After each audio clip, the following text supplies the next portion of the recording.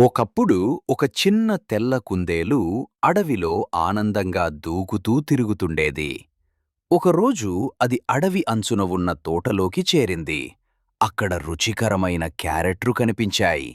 కుందేలు ఉత్సాహంగా వాటిని తినడానికి ప్రయత్నించింది. అప్పుడే తోటవాడి వచ్చి, అయ్యో, ఎవరు నా క్యారెట్లు తీసుకుంటున్నారు అని అరవడంతో కుందేలుకు భయం వేసింది.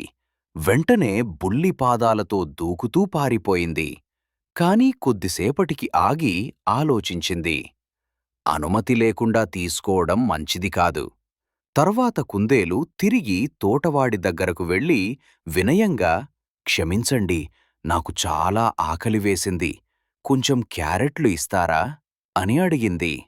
తోటవాడి నవ్వుతూ, అడిగితే ఇస్తాను కదా అని చెప్పి 2 క్యారెట్లు ఇచ్చాడు. కుందేలు ఆనందంగా ధన్యవాదాలు చెప్పి అడవికి దూకుకుంటూ వెళ్ళిపోయింది.